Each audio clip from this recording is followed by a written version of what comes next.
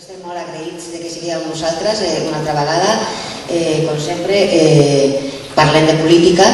En aquesta ocasió parlem de política i defensa d'allò que és públic. Faré una introducció una miqueta curta y pasaré rápidamente, como siempre, al debate. Bien, como ya sabéis, nosotros somos un grupo de personas que nos encontramos para leer, reflexionar y debatir sobre política a partir de determinados autores, libros y escritos, siempre desde una perspectiva progresista y de izquierdas. Escogemos temas del momento que reflejan las preocupaciones de todos y nuestra intención es aportar un poco de claridad, argumentos para la comprensión de la realidad, tomar conciencia sobre los hechos y defender con legitimidad aquello en lo que creemos. No pretendemos cambiar el mundo con un solo gesto, pero sí generar una inquietud para la reflexión y el conocimiento. Y lo hacemos con la honestidad y el reconocimiento en público y explícito de que nuestra mirada interpretativa es desde una posición de izquierdas. No partimos de la neutralidad ni la equidistancia, partimos de la pluralidad y aceptamos que hay quien tiene otros argumentos, miradas e interpretaciones e intereses. Pero nosotros nos sentimos legitimados a defender los nuestros con nuestras propias argumentaciones. Y de la misma manera que cuando en su momento planteamos el debate sobre la reforma local decíamos no a la reforma que ya ha sido aprobada, ahora en este debate de hoy partimos del principio de que estamos a favor de lo público y estamos dispuestos a defenderlo.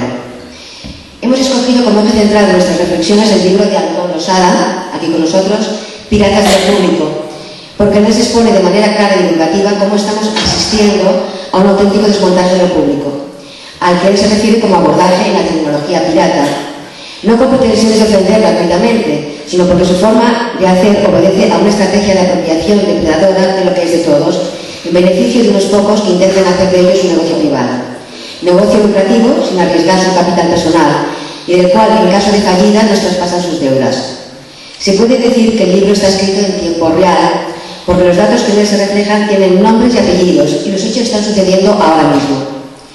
Este dato temporal es importante señalarlo porque las cosas están sucediendo de forma tan rápida, tanto que prácticamente no nos percatamos, inmersos en nuestra rutina diaria, con las preocupaciones personales.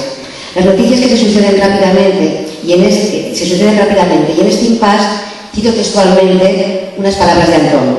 Hay gente que ha olvidado o ha decidido no recordar de dónde venimos, cómo éramos hace 40 años, cómo la democracia y el proyecto común de construir un Estado social y democrático de derecho, un Estado de bienestar, transformó para bien aquel país oscuro, triste, pobre y miedoso.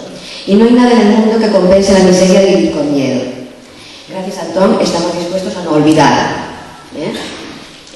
Ahora paso a presentar a los invitados, pero antes tengo que disculparme porque estaba prevista la presencia de Joan Josep Nuet, que es el secretario general y referente de Izquierda Unida de Cataluña. Como sabéis, estamos en campaña electoral por las europeas y, bueno, estas cosas pasan en campaña, ¿no? En estos momentos Joan Josep Nuet está haciendo un acto en Mollet con Joan Herrera. Ha surgido imprevisto, las campañas, aunque están planificadas, pues surgen estos problemas de agenda y entonces tenemos a otro compañero del mismo partido y de la misma relevancia. Es Ramón Luque, a mi izquierda. Ramón Luque es profesor de Geografía e Historia, es secretario ejecutivo de Política Electoral de Izquierda Unida, de la Comisión Nacional de EUIA, es decir, de Esquerra Unida y Alternativa. Y también ha sido portavoz de ICB EUIA en el Ayuntamiento de nuestra ciudad vecina, el Hospitalet.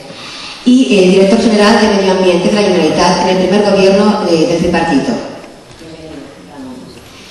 Antón Losada es escritor y politólogo, es doctor en Derecho, es profesor de Ciencia Política en la Universidad de Santiago de Compostela, es máster en Gestión Pública y realiza una labor como periodista en la cadena SER y escribiendo artículos en diversos diarios. Colabora habitualmente en diversos programas de radio y televisión, en Televisión Gallega, TV1, La Sexta, Telecinco, y también compuso las letras de canciones para Sexto Total y Los Resentidos, así como una pieza de teatro que ha sido en gallego, me supongo que mal hablado, se titula ¿Qué das dependentas sus grandes almacenes o faremos 50? Para la compañía Pizza. Bienvenido, Antón.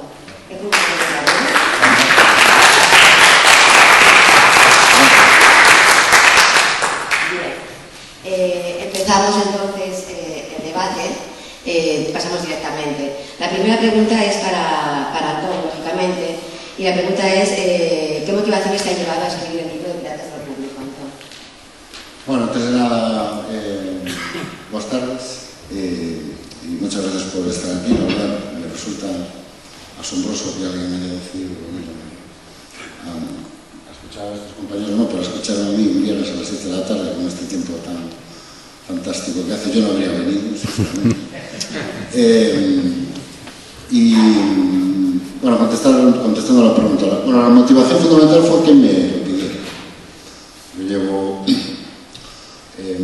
casi 20 años dando clases en la Universidad de Santiago de Compostela y dando clases sobre todo lo que explico en el libro, teoría del Estado, teoría del Estado de Bienestar y políticas públicas, especialmente políticas sociales, ¿no? Sanidad, educación, dependencia. Un poco más fuerte, ¿no? Sí, y es que tengo poca práctica, entonces no me entiendo bien con los micrófonos. Y bueno, pues me llamaron un día hablando con un editor, me preguntó si estaría dispuesto a escribir un libro sobre lo que estaba pasando en el ámbito de las políticas públicas y de los servicios públicos, ¿no? Que es ese libro que tienen ahí impresionada la cubierta y pueden ver ahí en esa mesa, ¿no? Y yo básicamente cuando lo escribía había dos cosas que sí tenía mucho interés en conseguir, ¿no? La primera es que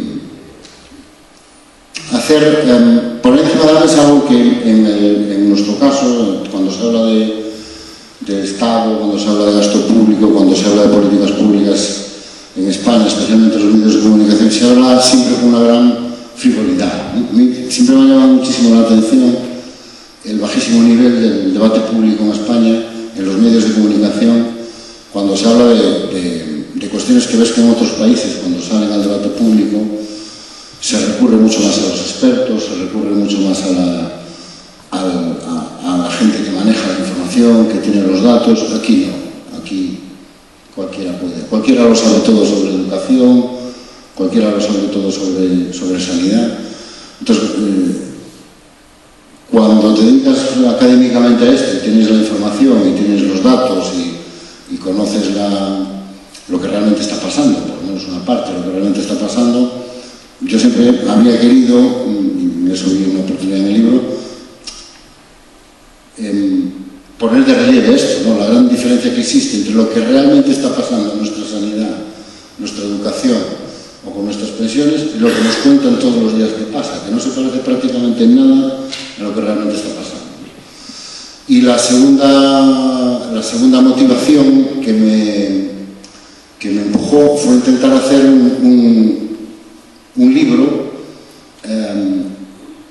que sirviera un poco como, es que eso voy a decir va a sonar un poco pretencioso, pero bueno, lo voy a decir igual, que para toda aquella persona que crea lo público y que crea, como sostengo yo en el libro, que lo público es bueno para la democracia, nos hace mejores países y mejores ciudadanos, bueno, pues tuviera un manual que le facilitara argumentos, que le facilitara, veis como los micrófonos los mismos, que le facilitara un discurso y sobre todo que le facilitara información, datos, ¿no?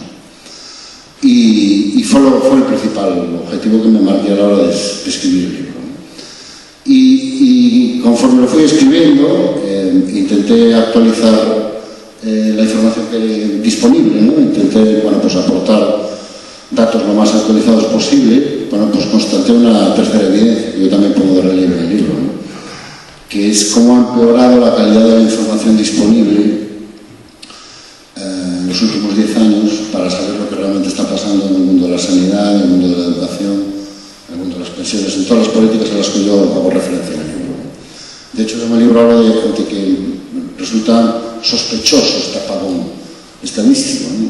Supongo que ustedes han oído hablar, oyen todos los días hablar de que el sistema de pensiones está a punto de desaparecer, está a punto de quebrar.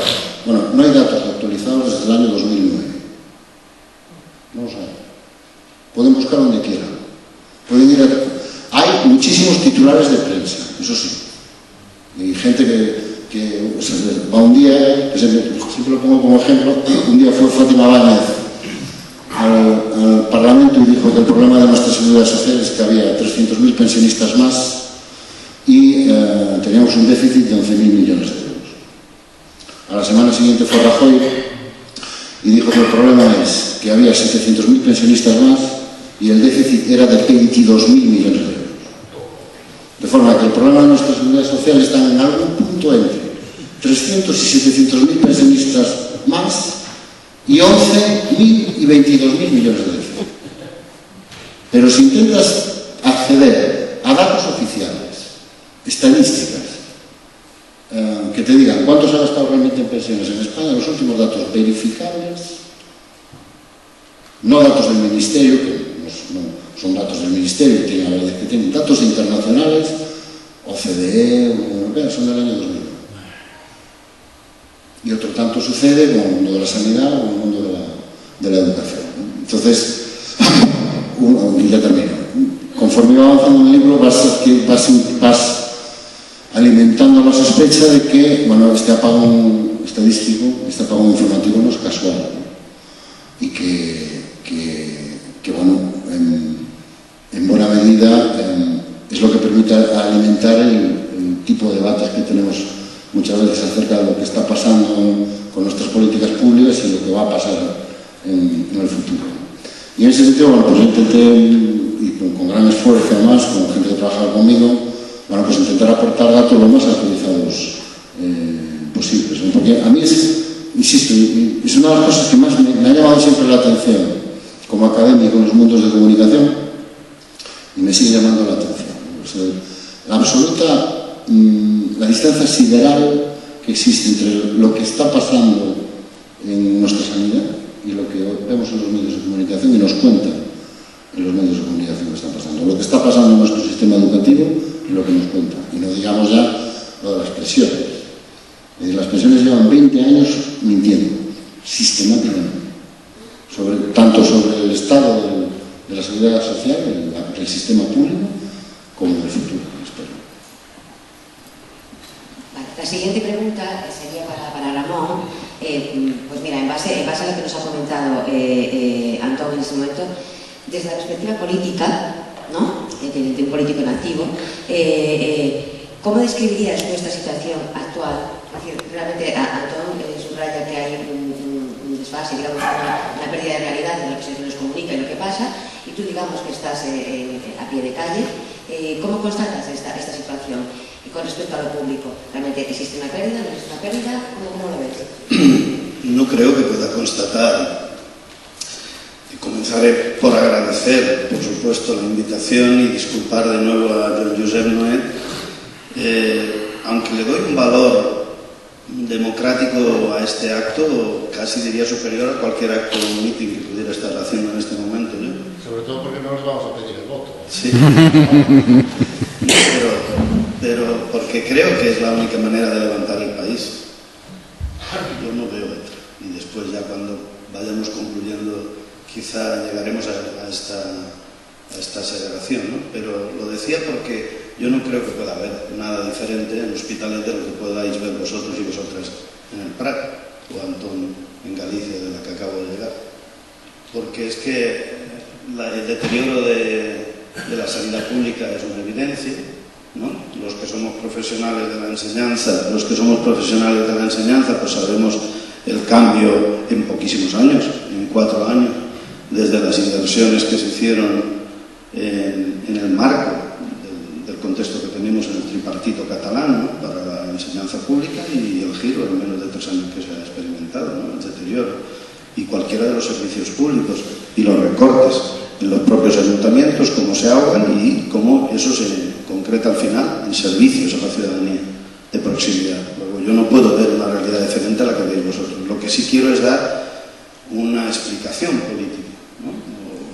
O por lo menos aproximarme. La primera es que no quisiera que viéramos como algo que nos ha caído del cielo y que es así, y que tiene que ser así. Es decir, lo primero que quiero desmontar es la idea de que esto, bueno, lo tenemos aquí, con eso habrá que convivir y vivir en el futuro.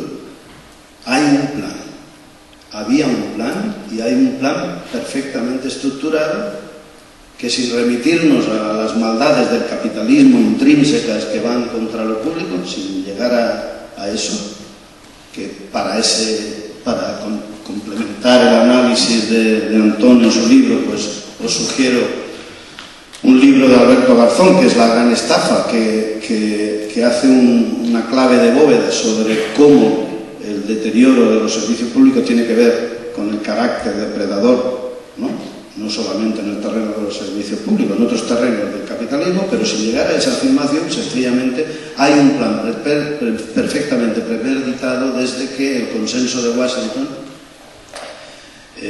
las grandes potencias establecen que van a implementar en las grandes áreas geoestratégicas y geoeconómicas del mundo, pues un proceso de liberalización. Y es lo que después fue implementándose como, y se conoce ahora ya en todas partes como el neoliberalismo. Eso en la Unión Europea se concreta en la directiva Bolkestein y en un proceso abierto ya de liberalización de todos los servicios de la UE, de la Unión Europea. Pero nuestro país tiene nombres y apellidos y un recorrido, y tiene 3 fases. Yo no sé si se acuerdan ustedes del ministro de Economía que se llamaba Solchaga y que dijo una cosa bien clara, ¿no? Que la mejor política industrial en un país era la que no existía. Y de aquella primera fase que liquidó las principales empresas públicas, no todas deficitarias, ni mucho menos, por un partido, el Partido Socialista, en plena cresta de la ola, cuando se le permitía todo, cuando de hecho el Partido Socialista podía hacer lo que no se hubiera atrevido al acabar la transición política, probablemente un partido de derechas hacer, pues liquidó sectores enteros. Esa es la primera ola. La segunda ola nos viene ya directamente cuando España aprueba la directiva Bolkestein, que liberaliza todos los servicios públicos y por tanto abre la posibilidad de penetrar el sector privado en esos servicios públicos. Y finalmente estamos ahora en una tercera ola, la tercera fase, en la que ya directamente el capital entra en la propia administración pública. Es decir, es una tercera fase que es la de que los hospitales públicos son susceptibles de ser gestionados y ser administrados por el capital privado. Y por tanto, a partir de ahí, los hospitales, la enseñanza, cualquier sector ya no está fuera de esa posibilidad. Por tanto, estamos ante un plan, ante una construcción europea que no ha sido pensada, como ya dijimos en su momento con Maastricht, que no ha sido pensada para las personas, porque son los servicios públicos los que fundamentan su sentido en función del servicio que tienen que prestar a las personas, y ha sido pensada para el beneficio y para el capital. Esas cosas que, dichas así, hace 10 años nos sonaban a demagogia y a izquierdismo infantil, pues ahora es una cruda realidad. Ahora lo que nos encontramos en las listas de espera, en las becas comedor, o nos encontramos en las becas de los estudiantes que no se les da y que provocan el exilio de nuestros jóvenes, de lo mejor dotado, de la mejor generación que se ha dicho. Bueno, pues esa es la reflexión política. En mi opinión, esa cuestión tiene que ver. Y frente a eso, y acabo, el discurso dominante es: eso es lo que hay, no se puede hacer nada, y las nuevas generaciones tendrán que acostumbrarse a servicios públicos deteriorados, a complementar esos servicios públicos con el pago, el copago o la sanidad privada o la complementación de esa sanidad privada, sin leyes de dependencia que se doten presupuestariamente, etcétera, etcétera. Viendo, confieso que en diagonal el libro de Antón, porque no me ha dado tiempo a leerlo, no lo había leído, lo confieso, me llamó la atención que en una de sus páginas situara justamente este tema, cuando habla de que todo el pensamiento reaccionario ha conseguido sus victorias siempre cuando ha hecho convencer a la gente de que esto es imposible no moverlo, tiene que ser así, es, decía él, peligroso coger otro camino, inútil porque no nos va a llevar a ningún lado, y finalmente perverso porque debe haber otros intereses que se le escapan a uno, ¿no?, para conseguir esos objetivos. Bueno, pues ese es el pensamiento dominante que tenemos que cambiar la ciudadanía y ya no los partidos políticos, si queremos revertir la ola que se nos viene encima, que es de destrozar totalmente la Europa del estado del bienestar que habíamos conocido, del estado del medioestar, como le gusta decir a Gaspar de Mazares, del estado del medioestar, que habíamos conocido en Europa.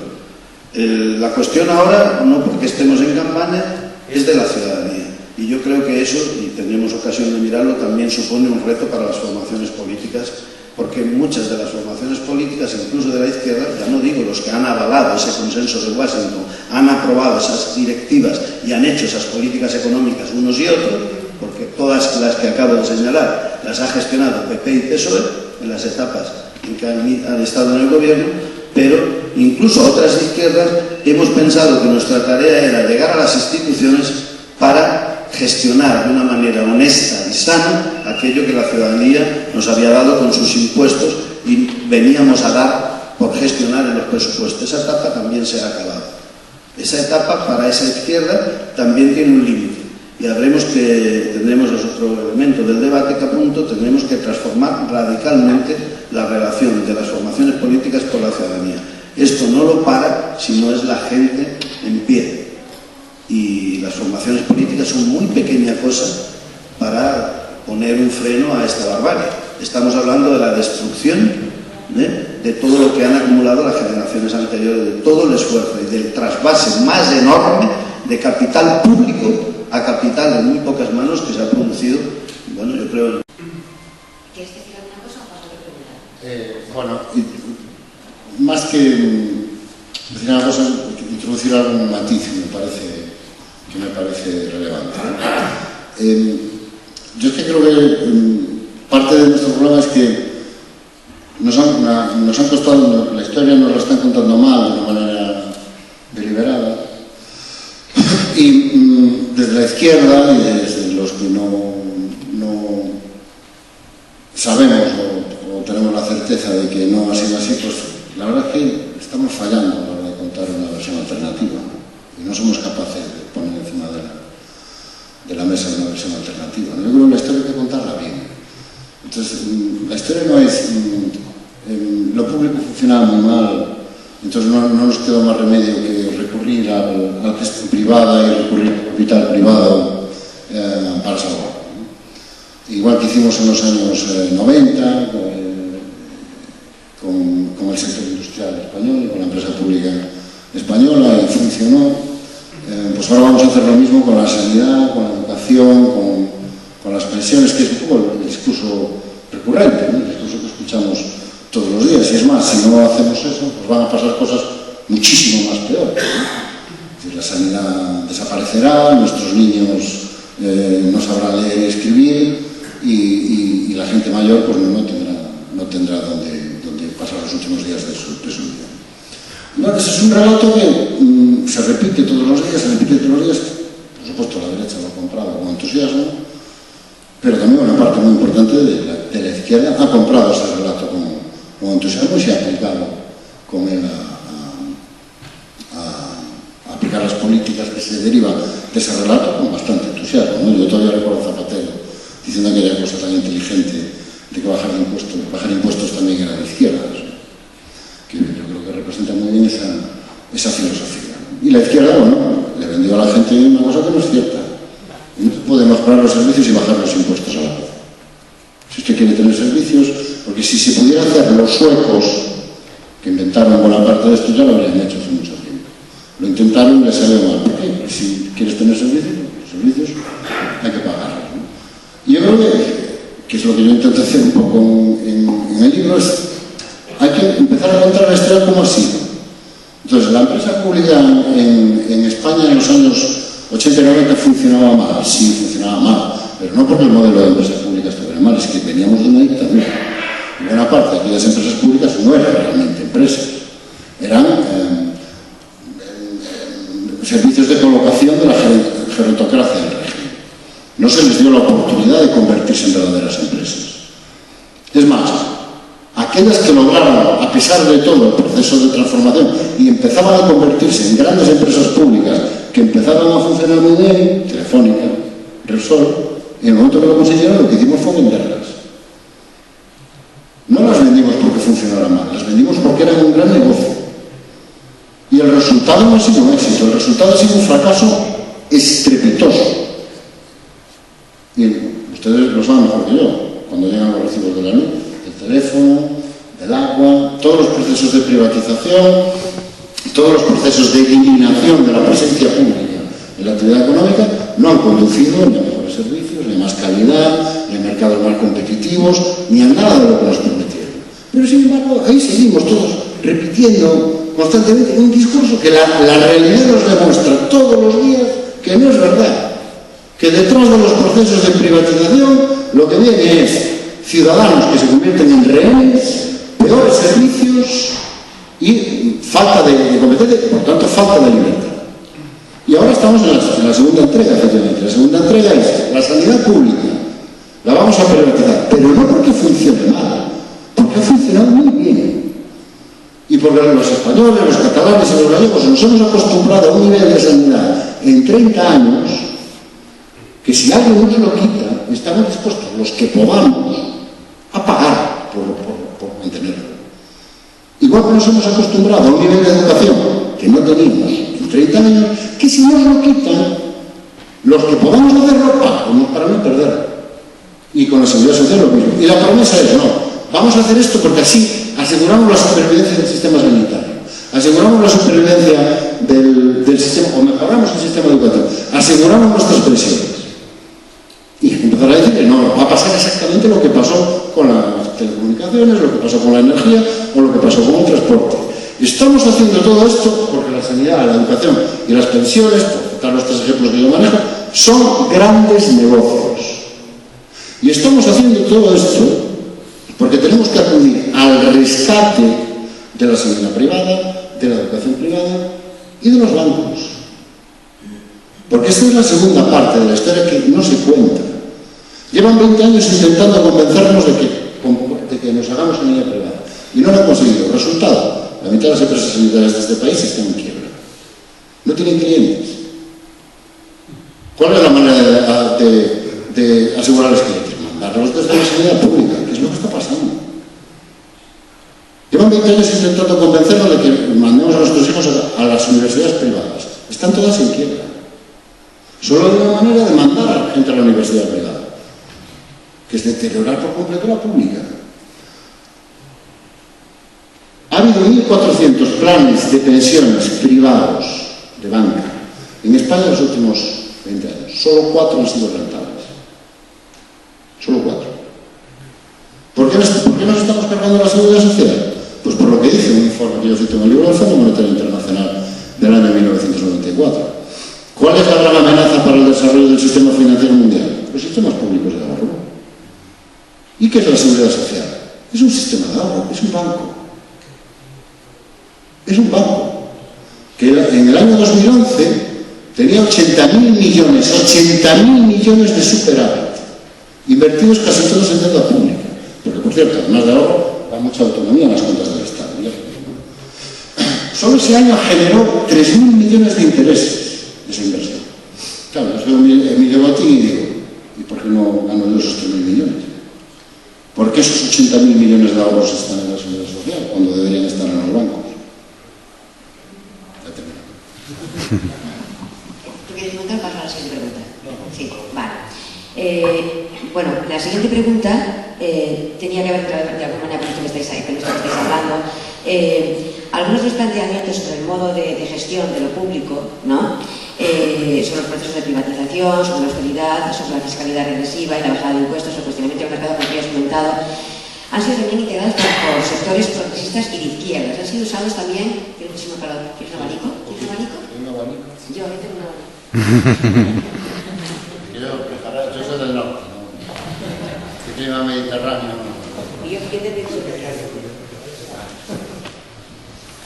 A Cañete le iba a encantar.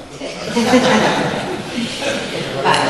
Decía que en base a esto que estabais comentando ahora, digamos que algunos de los planteamientos que tú has comentado, la cuestión sobre digamos, el modo de gestión público, la dificultad de que sea sostenible, han sido también integrados también por sectores progresistas y de izquierdas. ¿Y esto por qué razón esto?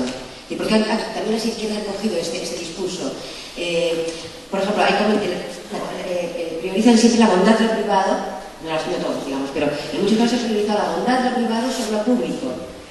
Eso es lógico que haga alguien que tiene interés, pero ¿por qué ciertos sectores de la izquierda también han cogido ese discurso? ¿Por qué razón? Yo lo contesto sin ningún apriorismo eso, porque todos los sectores de la izquierda, y me incluyo, no personalmente, sino como formaciones políticas, no somos ajenos a la capacidad que tiene el capital y los medios que el capital tiene en sus manos, ¿no?, para generar hegemonía social. Y nosotros no somos una burbuja en el vacío, ni siquiera las formaciones políticas. Y nos contamina el sistema. Y nos ha contaminado. Es verdad que algunos, o algunas formaciones políticas, muy poquito, ¿no? El PSOE, en mi opinión, los socialistas en Europa y en España, o en España y en Europa, como lo queramos, pues plenamente contaminados de eso. Yo les he visto a veces ser más furibundos defensores de las administraciones públicas, ¿no?, de la liquidación de las empresas públicas, de la Generalitat o de los ayuntamientos, que otras formaciones menos dadas a confesarse de izquierda. Y otros no hemos escapado en algunos casos también a ese proceso de contaminación. Y eso tiene que ver con la capacidad que el capital tiene y los poderosos de todo el mundo tienen para penetrar de una manera efectiva en las organizaciones sociales y políticas. Podemos hablar de los partidos políticos, podríamos hablar de los sindicatos, ¿no? Pero atención, quiero decir con esto una cosa también, quiero llevar a una afirmación contradictoria aparentemente. Cuidado, porque tienen capacidad incluso de que destruyamos nuestros mejores instrumentos, los partidos de izquierda y los sindicatos. Si vemos la película de Ken Loach sobre el 45, ¿no?, nos damos cuenta de un lado de cómo se ha destruido en la Gran Bretaña a partir de Thatcher todo lo que la izquierda, lo mejor de la izquierda europea construyó durante tanto tiempo: el cooperativismo, ¿no?, el sindicalismo de raíz reivindicativo, la red cultural que tenía la izquierda en la Gran Bretaña. Por tanto, el verdadero poder, el verdadero contrapoder a los poderosos y a los poderes fácticos del conservadurismo británico. Y esa película, que os la recomiendo fervientemente para reflexionar sobre esta cuestión, me hace ver también autocríticamente que nosotros no nos escapamos de eso. Pero cuidado, porque ahora la ofensiva va dirigida a que los sindicatos no sirven para nada. Esos son instrumentos del siglo XIX, justo cuando estamos volviendo, en el peor de los neoliberalismos, justo al siglo XIX, cuando deberíamos recrearlo, refundarlo, pero en todo caso nunca anularlos. Necesitamos instrumentos fuertes de combate en todos los centros de trabajo, porque el capital ahora ya, el fordismo, aquellos enormes centros de trabajo donde había 10.000, 20.000 trabajadores, eso se acabó. Entonces ahora le resulta mucho más fácil segmentar la lucha, dividir la lucha. Entonces, yo creo que contaminados estamos con eso. Y después con otro fenómeno que ya apunto también, que son el control que el capital ha hecho.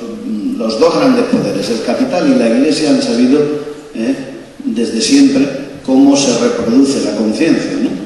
Y está en los grandes medios de comunicación.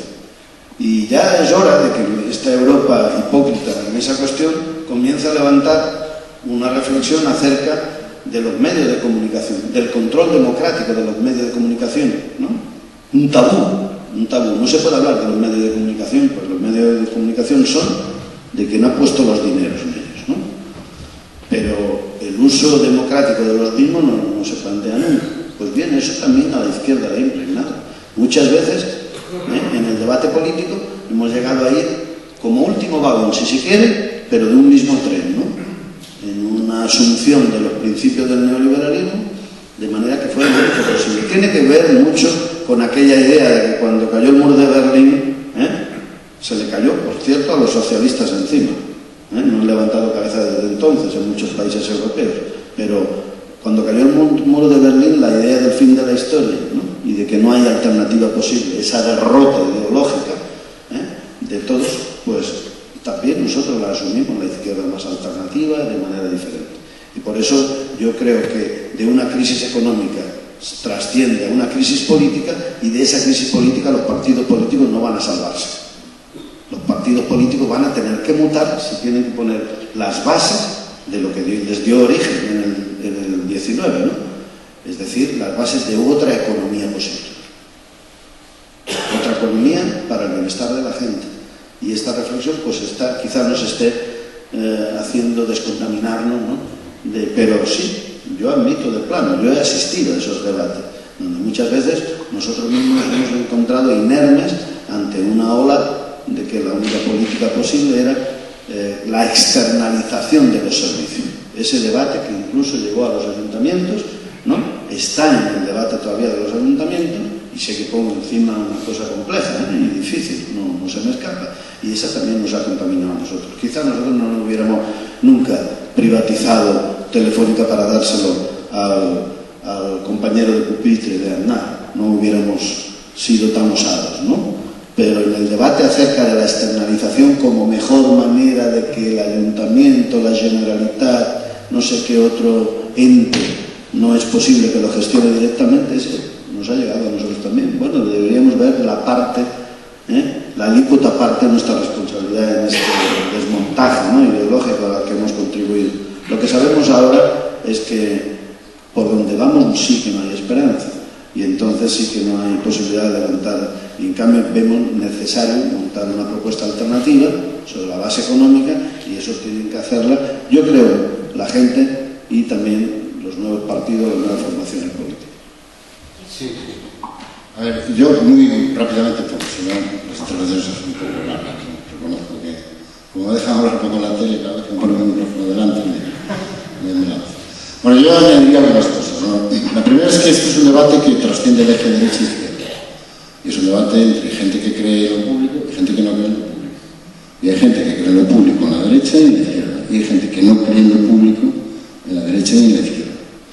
Entonces yo creo que es un debate que trasciende y va más a ese terreno. Es decir, hay gente que quiere vivir que cree que realmente el Estado tiene que tener un papel activo en la economía, y eso en la derecha y en la izquierda, y hay gente que no. Y hay gente en la izquierda, para citar un ejemplo, Carlos Olcay, de la izquierda, que cree claramente que no. Y hay gente que cree que hay que tener un sistema público universal de sanidad en la derecha y en la izquierda, y hay gente en la derecha y en la izquierda que cree, bueno, sí, hay que tener un sistema público, pero yo sí, pero también que yo, que puedo escoger una red privada, aunque se ajuste mejor a mis intereses.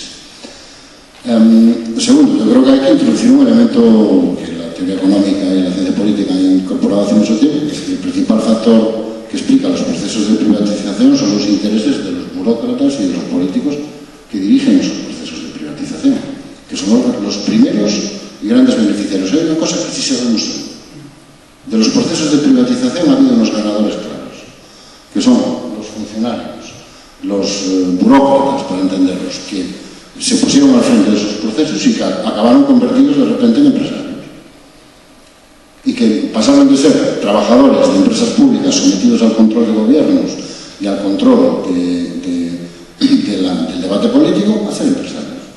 Yo siempre cito un ejemplo, Francisco González, que nos da todas lecciones de esfuerzo al frente del BBVA. Francisco González era un agente de cambio y bolsa, y antes era un programador informático, y un día cambió su vida y lo puso al frente de Argentaria, que era un banco público, y lo privatizó, y se vendió a sí mismo el 1,5% del banco. ¿Quién ganó con la desaparición del banco público argentino en España? Nosotros no, Francisco González seguro. Y eso está pasando ahora. Buena parte de los procesos de externalización sirven para que quien dirige esos procesos de externalización acabe al final encontrando un puesto de trabajo, se financien determinadas campañas electorales. Yo en el libro cito un caso que ha sucedido aquí en Cataluña, en el Servei Catalán de Salud, ¿no?, donde ha sido condenado porque el director del Servei se adjudicaba los contratos a su propia empresa, hasta 8 contratos. Yo creo que eso es un factor que a veces tendemos a despreciar y que a veces tendemos a reducir a anécdota hablando de puertas giratorias como si fueran casos aislados.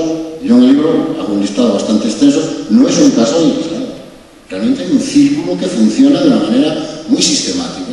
Gente que hace carrera en la administración pública gana los contactos para pasarse a la empresa privada, va a la empresa privada y desde la empresa privada vuelve al sector público con una misión clara, directa y concreta: abrir esos sectores de actividad a las empresas, para las empresas y los intereses a los que realmente sirve y a los que realmente trabajan. No los defino como los burócratas cosas, ¿no? Y hay un tercer elemento que yo creo que no debemos menospreciar. Es decir, a todos nos gusta pensar que el estado del bienestar español es fruto del consenso y que todo todos estamos de acuerdo en que había que hacerlo y que todos estamos de acuerdo en que teníamos que tener una sanidad pública universal y gratuita, un sistema educativo público, un sistema público de pensiones.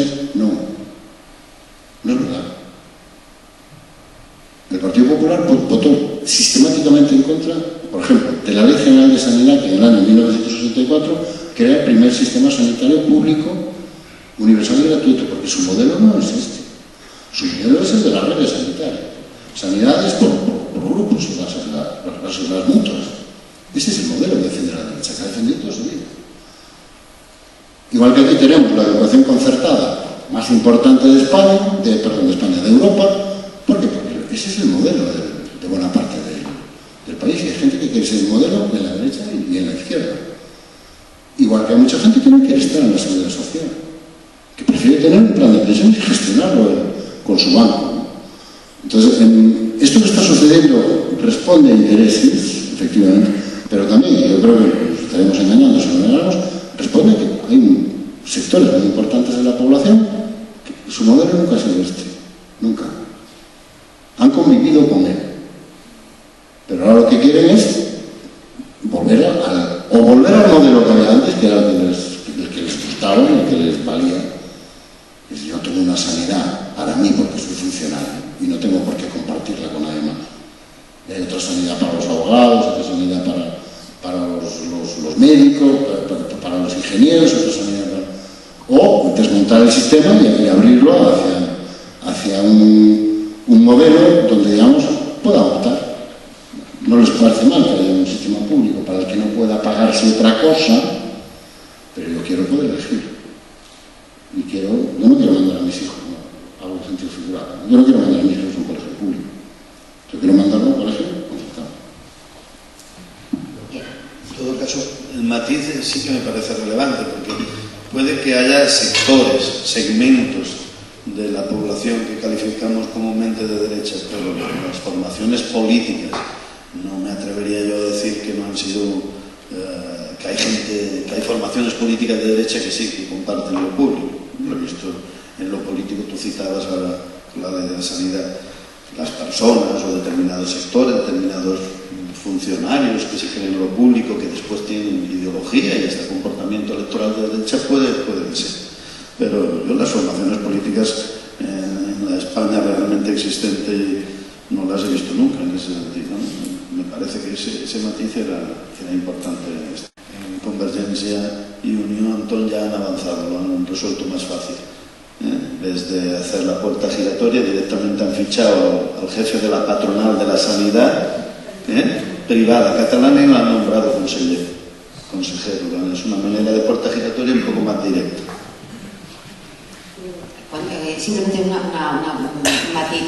Cuando hablas de funcionarios, Antón, te refieres a funcionarios, digamos, a los cuerpos medios y altos, ¿me entiendes, no? ¿Sí? Digo porque cuando hablamos nosotros de funcionarios, o cuando en los medios se habla de funcionarios, parece que se incluyen a todos, que hablan de todos los maestros, todos los médicos, las enfermeras, ¿no? Tú hablas más bien de los cuerpos del Estado, ¿no? Que son élites como funcionariales, ¿no? Vale. A los burócratas, vale. Yo quería preguntarte, en tu libro, tú hablas, aparte de qué es lo que está pasando, de cómo lo están haciendo y que eso sigue una lógica de actuación contra el Estado. ¿Podrías sintetizar las partes de esa lógica? Bueno, yo describo una estrategia, un modelo, yo lo llamo modelo 3D, que es primero se deterioran los servicios públicos, después se descapitalizan y después se desmantelan. La primera fase siempre estamos asistiendo en buena medida a ella. Yo creo que estamos en un momento entre la primera y la segunda, iniciando la tercera. Primero lo que se hace es deteriorar los servicios públicos. ¿Y cómo se deterioran? Bueno, pues aplicando políticas de ajuste y de recorte masivo, que es básicamente para lo que está sirviendo toda esta política de, como dice Krugman, de sufrimiento masivo. Básicamente lo que está sirviendo no es para corregir los grandes desequilibrios que existen entre ingresos y gastos en España, sino para deteriorar los servicios. Un ejemplo que yo creo que expresa esto con enorme claridad. El problema de la sanidad española es que tiene un déficit de, volvemos a los datos, depende del día. Un día son 15.000 millones, otro día son 25.000. Depende de cómo se pone. Pero eso ya era así antes de la crisis. La sanidad española siempre estaba muy mal financiada. ya tenía un déficit de 14.000 millones en el año 2007. Bueno, ¿cómo lo estamos arreglando? Aplicando el copago. El copago supone un recorte, un ahorro, entre comillas, para la sanidad pública, según los propios datos de la sanidad pública, de 800 millones en los últimos 2 años. Es evidente que un déficit de 25.000 millones no se arregla recortando en medicinas 800 millones, ¿no? El objetivo es utilizar esa excusa del déficit para recortar, para deteriorar el servicio, para recortar las prestaciones, y además se hace, yo creo, de una manera muy consciente, de una manera absolutamente confusa, caótica, de forma que al final, yo no sé ustedes, pero yo no tengo una idea muy clara cuando entro en un hospital de a qué tengo derecho exactamente. Porque el nivel de desinformación es tan brutal que no sabes muy bien si te afectan o no buena parte de los recortes que se van anunciando sucesivamente y de manera muchas veces muy desordenada, ¿no? Y muchos usuarios de la sanidad o de la educación o de las personas descubren que les afectan los recortes cuando van a hacer uso del servicio. Y además esta estrategia yo creo que tiene una segunda derivada que es muy interesante, ¿no? Y es muy útil para los piratas de lo público, ¿no? Que es que al final los culpables de los recortes acaban siendo los trabajadores y los funcionarios que se los tienen que explicar a la gente. Porque yo oí a la ministra decir en la tele que esto a mí no me afectaba.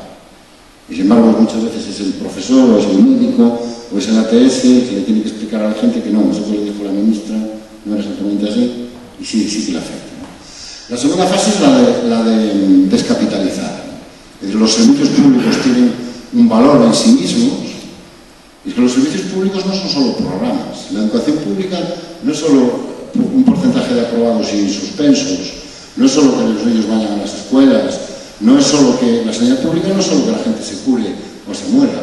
La sanidad, la educación, los servicios públicos en general, además de proveer servicios y producir bienes y productos, son sistemas de redistribución de riqueza y oportunidades.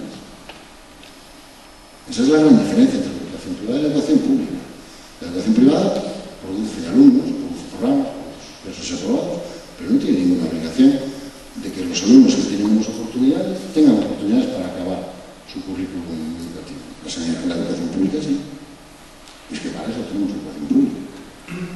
Y ese es el gran activo de la educación pública. Y llevamos 4 años viendo cómo sistemáticamente eso se descapitaliza. ¿Cómo? Poniendo en cuestión, cuestionando la calidad, diciendo que en realidad produce efectos perversos y que los programas de educación pública o de sanidad pública acaban beneficiando a la gente que ya tiene recursos, que en realidad no se está redistribuyendo oportunidades, sino que estamos pagando todos una sanidad, una educación de la que solo se benefician unos pocos, y quebrando también el segundo gran activo de los servicios públicos, que es, yo pongo muchos datos, estudios de opinión, de entes tan poco sospechosos como el CIS o el Instituto de Estudios Fiscales, y que la gente en España tiene una enorme confianza en los trabajadores públicos.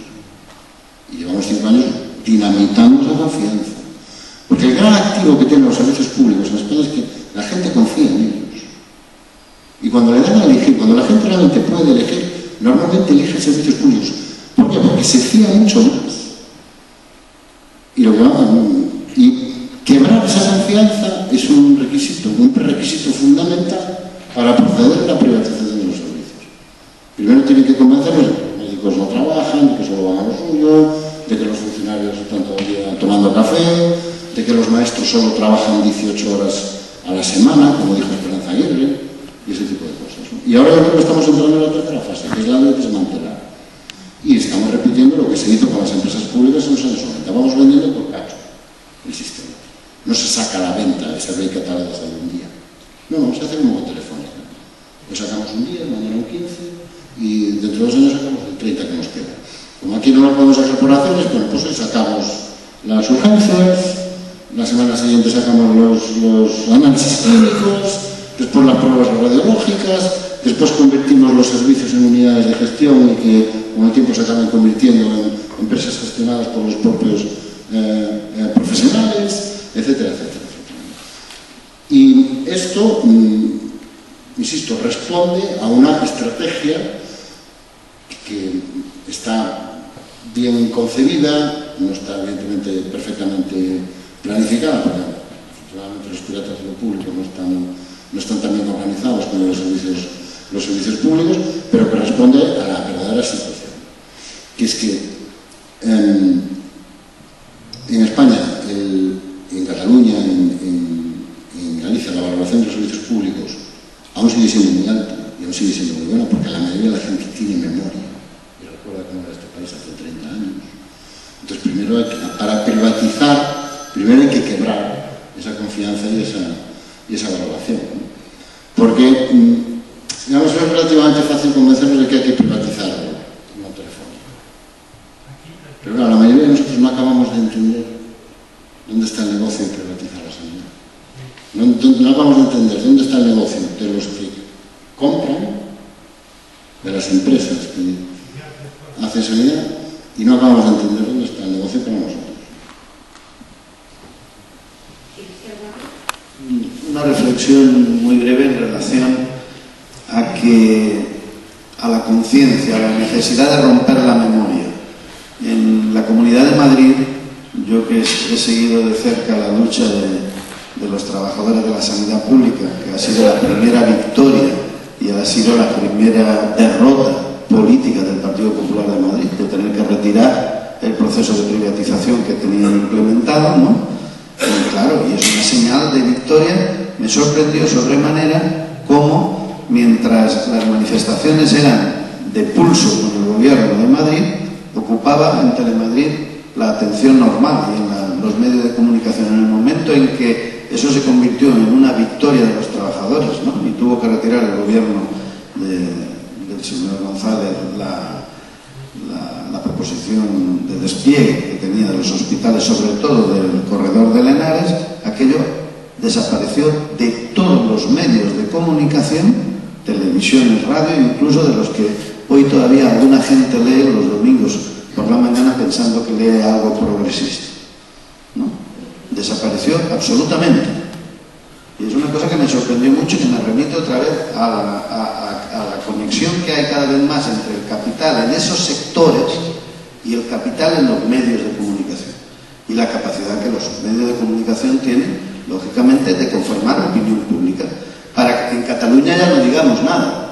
En Cataluña no se ocupó para nada de esa enorme victoria del pueblo de Madrid, porque fue el pueblo de Madrid el que sistemáticamente no paró, y los profesionales, los dignísimos profesionales de la sanidad pública de Madrid, aquí habiendo luchas similares, no ocuparon la atención de la televisión pública TV3. Es verdad que como disculpa podemos decir que aquí vivimos como en un globo mediático, en un ecosistema mediático en el que TV3 todas las mañanas, ¿no?, nos pregunta acerca de cómo anda el tema del referéndum del 9 de noviembre, y al día siguiente volvemos sobre lo mismo, y al día siguiente sobre lo mismo, y ese es el monotema, y oculta ese monotema lo otro. Pero no creo que fuera una premeditación, sino una perfecta conexión de cada vez más, una cosa a analizar también, quizá por alguien que dedique el siguiente libro de Antón, podría ser la enorme conexión de los capitales entre todos esos poderes reales. Los que tienen intereses en los procesos de privatización, los que tienen intereses de la sanidad, los que tienen intereses en los procesos de privatización del sector público en general, de la administración pública en general, y a su vez tienen ya las acciones monopolísticas de la inmensa mayoría de los medios de comunicación, donde entonces la palabra servicio público, ¿no?, desaparece de los medios de comunicación, del papel de los medios de comunicación, y además, en general, esa cuestión yo creo que es la que nos debe ocupar más. Conforma opinión pública, es la que hace que la gente no salga a la calle. La pregunta es, si está pasando todo lo que está pasando, ¿cómo es que la gente no sale a la calle? Al final, una responsabilidad muy importante tiene que ser porque la gente recibe una opinión de que no puede hacerse nada, de que esto es el siglo, que tenemos que seguir adelante. Entonces, el tema de la democratización de los medios de comunicación quizá llega un momento en que se tenga que poner en la agenda política. Y quería introducir para otro tema de debate, que es la campaña electoral y la ausencia de debate sobre Europa, de la campaña electoral, sobre una cuestión básica, que es el Tratado de Libre Comercio entre Europa y los Estados Unidos, ¿no?, que debería ser el eje fundamental del debate debate, en mi opinión, sobre Europa, porque tiene que ver con todo el proceso de desmantelamiento a medio plazo de lo que será la industria europea. Y la bajada de salarios, de seguridad en el trabajo, de servicio al medio ambiente, de los estándares de calidad alimentaria, por ejemplo, a lo que estamos acostumbrados aquí en Europa, frente a los que son norma en Estados Unidos. Cuando ese tratado se apruebe, yo creo que nosotros, esta semana mismo, en el Parlamento hemos solicitado la necesidad de que ese tratado se someta al referendo de los pueblos de Europa, en todo caso, en el Estado español, y es muy curioso aquí el voto. Ayer los visteis peleándose, pero votaron a favor de desestimar la proposición de nuestro grupo de que se sometiera a votación en referéndum ese tratado en el futuro inmediato. Convergencia y Unión, Partido Socialista, Partido Popular. Pues bien, ese tratado es Maastricht del 2014. Y el día que ese tratado se apruebe, se abra las fronteras de liberalización entre todos los productos de la Unión Europea y de los Estados Unidos, estamos en un proceso de desmantelamiento no de las industrias del sur, que ya no nos quedan muchas, sino incluso lo que es la mediana y pequeña empresa de los países del norte europeo. La ruina, en definitiva, y eso es porque cada día me parece más relevante que esos temas ocupen la agenda. Bueno, pues no se están ocupando, y los medios de comunicación, su labor democrática también, de informar al ciudadano, pues tienen que ver mucho con ese deterioro, esa capacidad de hegemonía en las ideas, creo. Bueno, eso lo introducimos, haremos un debate específico de esto otro. Lo que pasa es que hay una cuestión, mira, en los debates que planteamos nosotros aquí, digamos, somos sobre unos temas concretos, no sobre política, pero no sobre programas. O sea, esto sobre programas no debatimos. Entonces, yo vuelvo a retomar el tema que nos traía aquí, que era sobre el tema de lo público en concreto, porque si no este tema es tan extenso que se nos escapa. Entonces, me remito porque es el documento de referencia que he utilizado. Doy un momento, Antón, que hablas en el libro de la hermandad entre élites. Dices por biografía, comparten dogmas de fe ideológico, por intereses comunes, son negocios, ¿no? Dice, esto refleja lo que ha sido, para nosotros, visto desde fuera, dices, esto refleja lo que ha sido de toda la vida la lucha de clases, por ejemplo, ya digamos como una hermandad, ¿no? Si esto es así, ¿qué papel puede jugar una ciudadanía que descree la política, que es desafecta con los políticos y que se mantiene al margen de los partidos políticos? Bueno, yo sobre la lucha de clases me voy a remitir a un pensador. Voy a hacer una cita de autoridad. Warren Buffett, que es el tercer hombre más rico del mundo, cuando le preguntaron por la lucha de clases, contestó: por supuesto que existe la lucha de clases y vamos ganando los ricos. Entonces, si Warren Buffett dice que hay lucha de clases, no voy a ser yo quien discuta que efectivamente hay una lucha de clases y efectivamente la privatización es un proceso que se explica mucho en términos de esta teoría que en su momento pusieron encima de la mesa los elitistas americanos, y luego el pensamiento dominante se encargó de desacreditar, ¿no? Que existe una élite. Por eso a mí no me gusta tanto, no me gusta nada el fenómeno, la imagen de la puerta giratoria, porque da la sensación de que son casos aislados, ¿no? Son como anécdotas que pasan, ¿no? Esto no para en casos como el de Felipe González, o el de Carlos Olchaga, o el de Rodrigo Rato, pues son como anécdotas, ¿no? Son muy llamativos por los personajes, pero no pasan continuamente. Sí, es que no hay puertas giratorias, es que son lo mismo.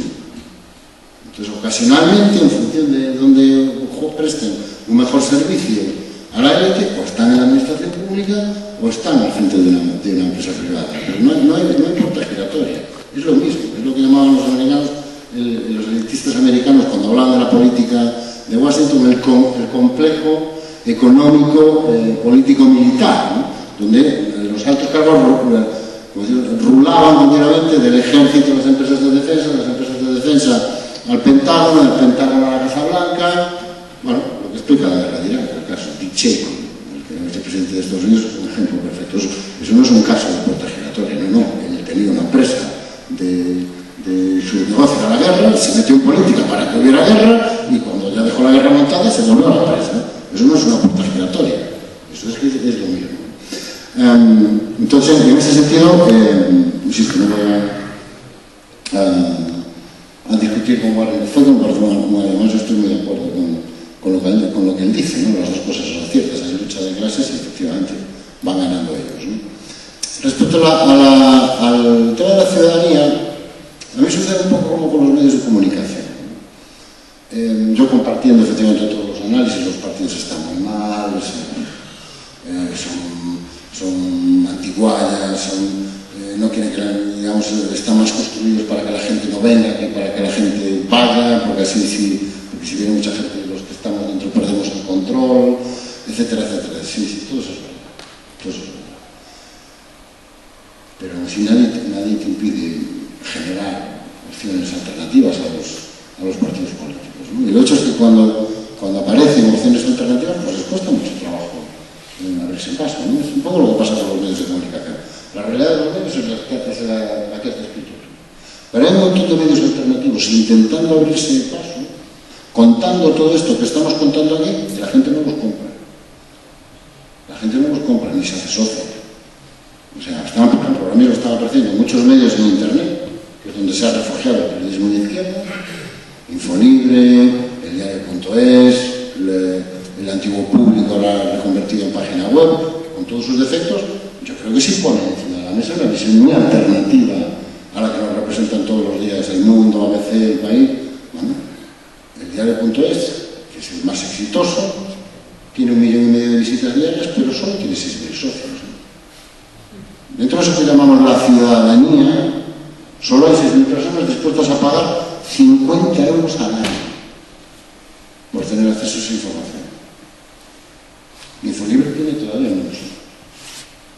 Pero lo de los medios de comunicación, efectivamente, hay que revisar las relaciones con el capital, pero yo creo que también nosotros deberíamos preguntarnos hasta qué punto tenemos los medios de comunicación que estamos dispuestos a pagar y a consumir. Y cuando aparece esa oferta por la que muchos de nosotros lloramos y nos quejamos, pues no hay tanta gente dispuesta a pagar, ¿no?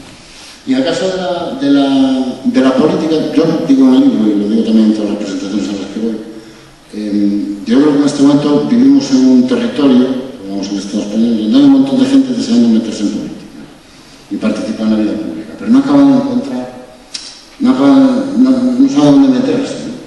Pero efectivamente los partidos no acaban de entenderlo, muchos de ellos, los sindicatos yo creo que tampoco acaban de entender la situación en la que están y la necesidad que tienen no de reformular su misión, porque ahí no hay nada que reformular, sino de intentar ampliar su base y su espacio. Pero bueno, cuando aparece algo atractivo, algo que sobre todo propone un objetivo concreto, ¿no? Por ejemplo, la plataforma antidesahucios o algunas otras iniciativas que hemos visto, las mareas, la gente sí se mueve, la gente sí está dispuesta a asumir el coste de moverse. Tú preguntabas hace poco, ¿por qué la gente no reacciona? Yo sí creo que la gente está reaccionando y mucho, muchísimo. Es que hace falta tener mucho valor para reaccionar a la situación en la que estamos. Hay que tener mucho valor, porque nos meten mucho miedo todos los días. Yo soy funcionario y tengo miedo.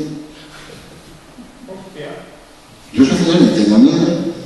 Yo no quiero pensar lo que puede pensar alguien que no tenga mi estabilidad, que no tenga si al menos le sumas la enorme desinformación, que es prácticamente... Aquí en todas las de lo que pasa es un chollo que lleva muchas horas, y hay que bucear mucho en muchísimos sitios para acabar de enterarte bien de lo que está pasando. Entonces, a pesar de todo eso, cuando a la gente le da una opción organizativa que no suponga digamos un control excesivo y sobre todo le das un objetivo concreto, yo creo que la gente se mueve, ¿no? Se moviliza. Yo creo que eso es lo que deberían estar en este momento leyendo los partidos y las organizaciones que quieran llegar a toda esa gente, ¿no?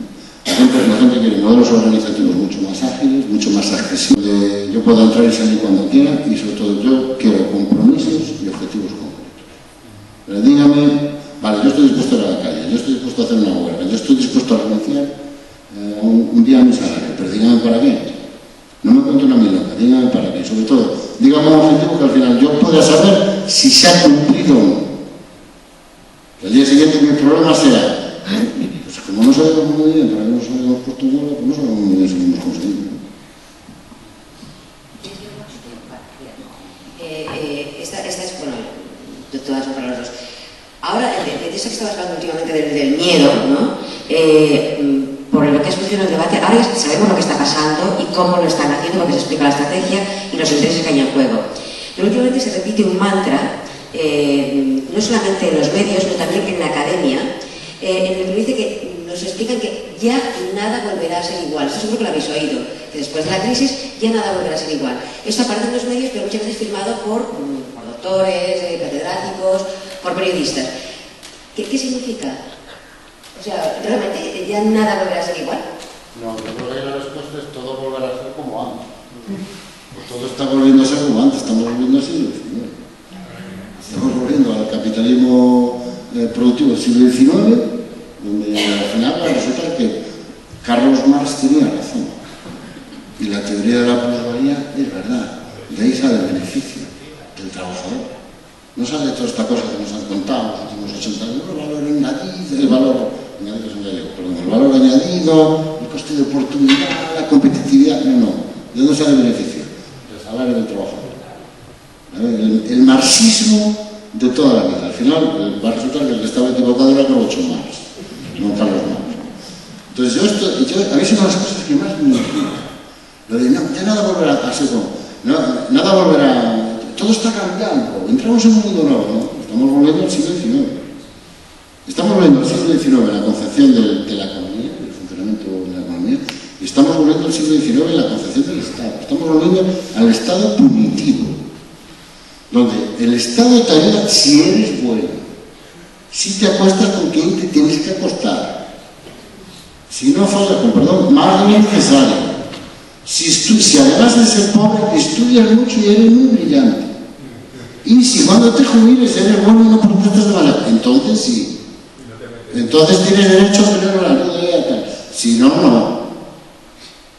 Pero el modelo sobre el que se desarrolla el Estado de Providencia y digamos los primeros pasos del Estado de Bienestar, ¿no? El Estado de Providencia era sobre todo un mecanismo para recompensar a los trabajadores que eran buenos y que no protestaban y que se portaban bien. Estamos volviendo al pasado de una manera realmente pasmosa. Yo estos días lees cosas, sobre todo cuando se habla del paro, del mercado. Pero decir, yo jamás me habría imaginado oír a los representantes de la patronal oír muchas de las cosas que hemos oído decir en los últimos meses. Y son cosas que, ¿sabes?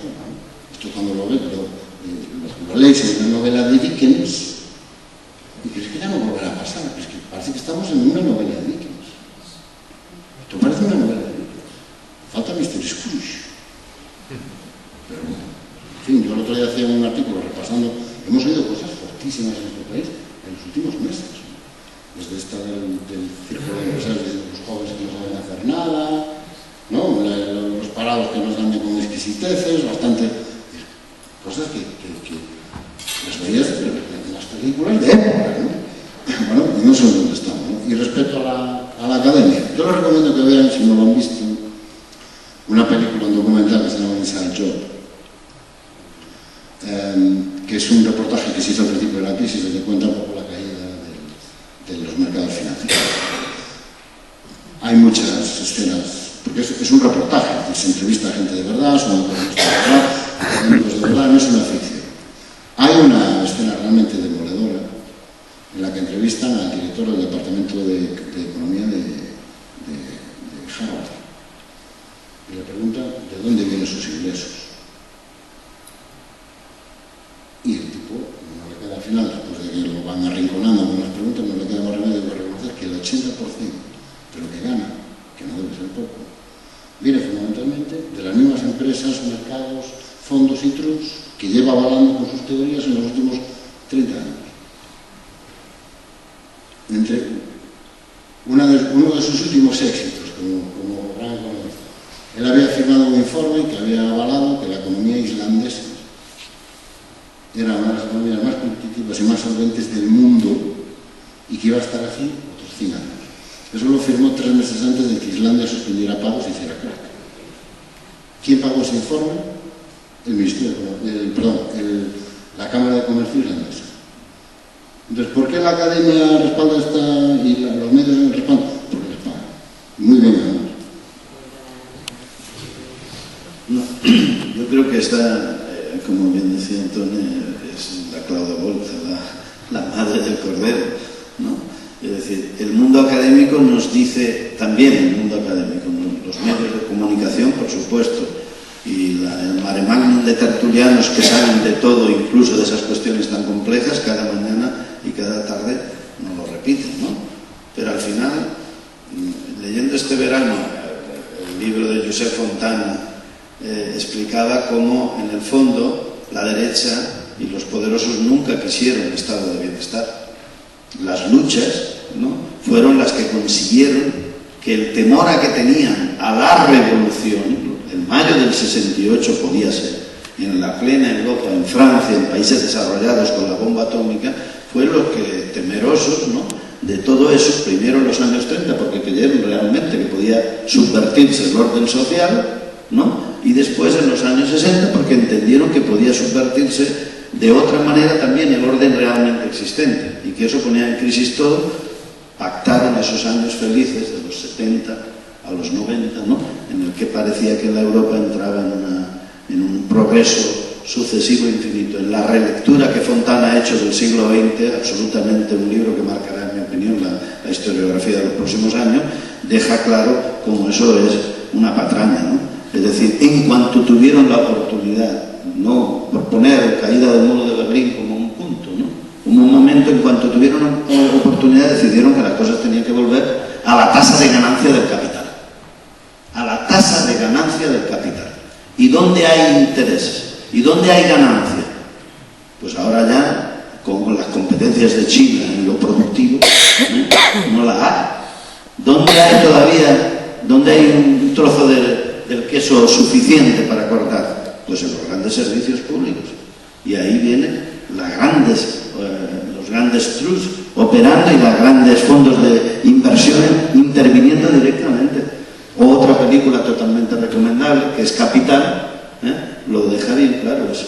Y eso se mueve a nivel universal y en unas decisiones de minuto, si no de minuto, de horas, mientras que el debate de la pesada construcción europea a la hora de decidir los cortocircuitos a esas movilidades de capital que funden de la noche a la mañana los intereses de un país.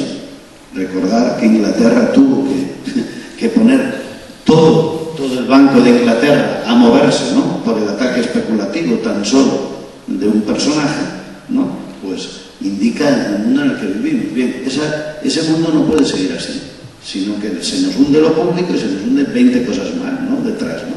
Entonces yo creo que esa capacidad del capital a esos niveles tiene casi como calderilla la posibilidad de ir impregnando todas las academias de Harvard, de Oxford, de Cambridge, la Autónoma de Barcelona y la Complutense de Madrid, y regar, porque lo que necesita es que el pensamiento único haga que de manera natural nosotros digamos que no es posible hacer nada. Por eso yo creo que también la esperanza es una parte de la batalla, y el convencimiento, en ese sentido, el 15M nos quebró a todos, nos puso en crisis a todos también, a las fuerzas políticas en nuestro país, ¿no?, yo creo. ¿Por qué? Porque por primera vez cuestionaron que podían ser las cosas de otra manera. Y entonces eso tiene que ver mucho con cómo construir lo social político también. Tan importante es reconstruir la lucha por lo público como reconstruir también la lucha por lo social político y romper las barreras que separan las organizaciones sindicales de los trabajadores, hoy ya muy diversos, de las organizaciones políticas, de los ciudadanos que necesitan lo que decía Antón y también mayor horizontalidad, ¿no?, y el acceso y mayor rotación, justamente lo contrario, menos elitismo en las formaciones políticas y más rotación, Por tanto, una tarea colectiva, ¿no? Si no, no hay posibilidad, no hay futuro, ¿no? Porque es que cada vez además nos asustan con otra cuestión muy importante. Esto es ya tan mundial, tan global y tan complejo que más vale que nos refugiemos en el cuarto primera, allí donde tenemos nuestro domicilio. Es decir, que nos aislemos de todo lo que tenemos al lado. Si ganan esa batalla, han ganado la guerra. Yo estoy convencido de eso. Es decir, si nos aíslan del vecino que tenemos al lado, del que tiene el mismo problema con nosotros en el barrio, en el terreno de la sanidad pública, de los servicios públicos, de quien tiene los mismos intereses de clase, sí, de clase.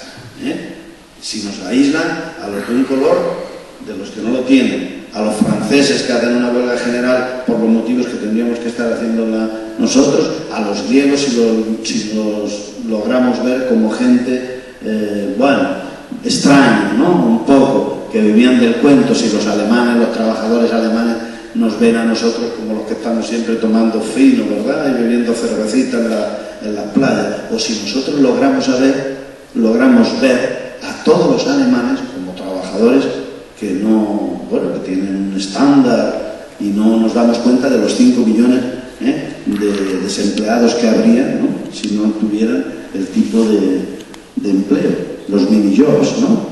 Bueno, pues esa es la reflexión. Al final también en eso Marx va a tener razón, ¿no? De que proletarios, en este caso sería, dijéramos, afectados por el neoliberalismo, ¿no? Unidos, ¿no? Bueno, pues hasta en eso Marx va a volver a tener razón, ¿no?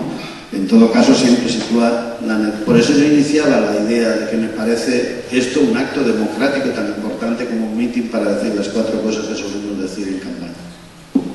Ya para terminar, porque así pasamos paso al público, ¿alguna esperanza? ¿Tenemos alguna alternativa? ¿Sí? Sí, hombre, claro que hay. Vamos a ver, la desesperanza forma parte esencial del pensamiento dominante del que hablamos antes, ¿no? El convencerlo de que no hay nada que hacer, de que no se pueden cambiar las cosas. Bueno, yo creo que tenemos que reconocer una cosa. Durante 3 años nos han colado todo. O sea, nos asustaron de tal manera que aquí colaba todo. Todo. Yo creo que dentro de 15 o 20 años, cuando nuestros hijos nos pregunten cómo consentimos esto, yo personalmente a mi hija, que ahora acaba de cumplir 13 años, no sé cómo se lo voy a explicar. Porque cuando veamos con distancia el nivel de manipulación, de mentira, de asalto descarado a lo que era de todos, el nivel de descaro al que se ha llegado, pues nosotros mismos nos sorprenderá. Pero yo empiezo, sobre todo en el último año, empieza a haber síntomas de cambio, síntomas de que la mayor parte de nosotros ya, la estrategia esto se llama del shock, ¿no? Primero nos meten un miedo enorme y se va a acabar mañana la seguridad social. Se va a acabar mañana. Viene el diciendo, bueno, mañana no, para que no se acabe mañana te vamos a quitar la mitad de tu pensión. Entonces, bueno, por lo menos me quedo con la mitad. Que ya no funciona tan bien como funcionaba hasta ahora. Y yo en ese sentido, yo veo cosas y momentos que yo creo que empiezan a marcar el cambio. Para mí fue muy relevante lo que pasó con la huelga de las basuras en Madrid, esta Navidad, donde, digamos, el libro que venía aplicando el poder para destrozar cualquier tipo de oposición por primera vez no funcionó. Y la estrategia era muy clara, ¿no? Primero se dejó pudrir el proceso, se dejó pudrir una huelga de basuras, que es la cosa más molesta que hay para un ciudadano, para que al final la gente se volviera contra los huelguistas, y segundo, se presentó a los huelguistas poco menos que como miembros de ETA. Porque en el momento que protestas, en 48 horas te encuentran alguna conexión con la cara de la boca, más o menos. Bueno, eso fracasó estrepitosamente. La gente se volvió contra el gobierno de Madrid, se volvió contra la alcaldesa de Madrid. Superó por primera vez esa estrategia y quienes recibieron un apoyo masivo fueron los huelguistas, ¿no? Y yo creo que es porque era tan obvio, era tan evidente que, oiga, ¿qué conexión existe entre la crisis y que se tengan que ir a la calle 1000 personas y los que se queden pasen a cobrar la mitad de su sueldo? Y el segundo, lo apuntamos antes, es el tema de las mareas, especialmente la gran victoria que consiguió la marea verde en Madrid, paralizando un proceso de privatización masiva, porque se iban a privatizar 6 hospitales y prácticamente todos los centros de atención primaria de Madrid, que eso es algo que se cuenta muy poco, 120 centros de atención primaria se iban a privatizar. Yo creo que eso ahí marca el inicio de una situación en la que mucha gente es consciente de que, primero, no tiene por qué ser así. O sea, no es inevitable. O sea, se puede pagar, se puede cambiar. O sea, no es verdad esto que nos han dicho, que no queda más remedio muevas, no votes, no te movilices porque no vale para nada. Sí, vale, claro, vale. Por eso, no es casualidad que estemos ahora en el debate famoso de la Ley de Seguridad Ciudadana. No es casualidad que coincida en el tiempo esa inflexión, es empezar a ver que si te movilizas, si protestas, si presionas, consigues resultados, con hacer un cambio legislativo para convertir esto en delitos y para meterte mucho miedo cuando se puede salir a la calle que te va a costar un pastón o puedes salir a la calle que puedes acabar en la cárcel, ¿no? Y segundo, que efectivamente igual que estamos asistiendo a un asalto organizado al estado de bienestar, a lo público, la defensa de lo público exige también un esfuerzo organizado. Que no basta con moverse un día, no basta con un día una manifestación, no, los que realmente defendemos lo público y empezamos en lo público primero. Tenemos que abandonar este pensamiento resistencialista a que nos han condenado.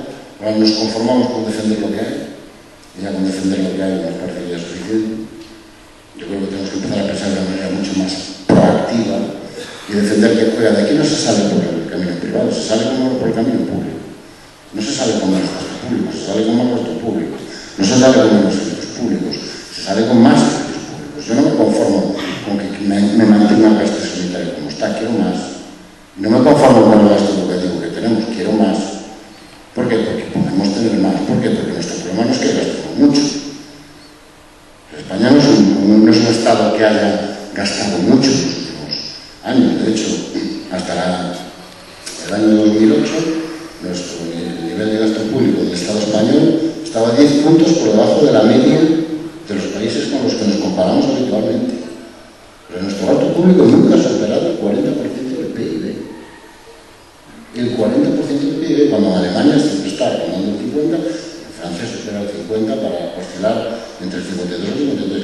Llevamos 20 años comparando nuestros servicios públicos con países que gastan 10 puntos más que nosotros en nuestros servicios públicos. Pero nuestro problema no es que hayamos gastado mucho, seguramente es que hemos gastado mal, pero no que hemos gastado mucho. Nuestro problema es que cada vez más intereses organizados han encontrado la manera de dejar de convertir. Y hemos asistido a un crecimiento masivo de la economía sumergida y hemos asistido a la conversión de España prácticamente en un paraíso fiscal, donde las empresas del IBEX, que en el año 2011 declararon 90.000 millones de euros en beneficios, solo pagaron 3.500 millones de euros en impuestos. Menos de eso es insostenible. Eso es lo que es insostenible, ¿no? O sea, la educación está el bienestar. Lo que es insostenible es un país que no tiene impuesto de sucesiones, que no tiene impuesto de patrimonio y donde las empresas cotizan sus beneficios por debajo del 10%. Y donde todo se sostiene a base de IVA y rentas de trabajo. Y rentas de trabajo de las clases medias y bajas, de los que cobran por nómina, ¿no? Entonces, en ese sentido, yo sí creo que yo empiezo a percibir primero síntomas hay un cambio en el estado de opinión, lento, costoso, porque hay mucho miedo, porque hay mucha desinformación, porque es muy difícil enterarse de estas cosas. Pero sobre todo a mí me parece que mucha gente empieza a ver que no es verdad esto que nos contamos, de que no se puede hacer nada. Sí se puede hacer. Lleva tiempo, lleva trabajo. No basta con protestar, hay que organizarse, hay que movilizarse. Al final la marea verde en Madrid gana porque protesta en la calle, pero gana sobre todo porque van los juzgados. No se limita a resistir, toma la ofensiva, por encima de la mesa de datos alternativos, desarrolla todo el potencial, ¿no?, para contraatacar a la ofensiva. Y efectivamente consigue el éxito. Entonces yo sí creo, yo soy optimista. Y sobre todo si miras los datos de opinión y miras lo que sigues pensando la mayoría de la gente, dices, bueno, un Estado, un país, donde después de 10 años de desinformación, de miedo, de campañas de terror sobre lo que eran los servicios públicos y el estado de bienestar, y que todavía la mayoría sigue queriendo servicios públicos, políticas públicas, estado de bienestar, yo creo que simplemente está esperando encontrar la mejor manera de defenderlos y la mejor manera de adoptar una actitud más proactiva. O sea, que me disculpen, pero yo soy optimista. ¿Sí? Yo no me apunto al discurso este de la Sí, totalmente de acuerdo, siquiera sea por coherencia con lo que hemos analizado en esta charla, ¿no? Una que racionalmente, si nos vencen, es fundamentalmente porque nos convencen de que no hay nada que hacer, de que no hay esperanza, de que hay que ser pesimista. Y el pesimismo, superado el efecto del shock en su primera fase, pues no corresponde, porque fijaros, en el 2008 empieza la crisis, nos situamos en el 27% del paro, 6 millones de parados, un país que tiene esto y que en el últimas económicas el gobierno establece que va a bajar 1,5 puntos y lo va a situar en torno al 25 en el 2018, es decir, que ya asume una cuarta parte de paro estructural, un gobierno que condena a una población en esos términos, no está llamada la ciudadanía a la desesperanza, sino a la rabia, ¿no? Y a la rebeldía y a la organización. Y en esto quizá también, ya que ha sido Antonio el que ha alargado el tema de Marx, pues sí, también está la tarea organizativa. Yo creo que hay que tramar nuevas redes horizontales que generen, dijéramos, la necesidad de la esperanza, el sentirte útil al compañero al lado otra vez, la solidaridad, educar a las nuevas generaciones en eso sigue siendo necesario, sigue siendo fundamental, aunque sea para las luchas del siglo XXI. Las luchas se dan en el siglo XXI, pero la necesidad de lo organizativo para responder a esa tarea es la misma. Y después al final, pues porque los jóvenes siempre van a pensar que necesitan un futuro, y no hay etapa más dura. Yo no he conocido una generación que tenga un futuro tan ciego y tan cerrado como la que se está formando ahora, y la que ahora está alumbrando a los 18, los 20, los 25 años. Entonces, en sus manos está. Yo soy optimista porque siempre he creído en ella, y en ese sentido pues me apunto a que van a estar a la altura de su tiempo, estoy convencido. Y hay nuevos instrumentos de lucha que nos permiten organizar y responder en tiempo real a eso de una manera efectiva. Todo esto sin ninguna ingenuidad para los que ya tenemos algunos años, y sabiendo que el capital es capaz de buscar los elementos de diversión, de distracción y de división. Todo, por eso creo que a veces, pues para hacerlo efectivo, ¿no? Y también hay una cuestión democrática. Si la democracia no la revitalizamos y no la tomamos en nuestras manos, si no arrancamos de las oligarquías que se han apoderado de ella, pues en eso sí que soy más pesimista, ¿no?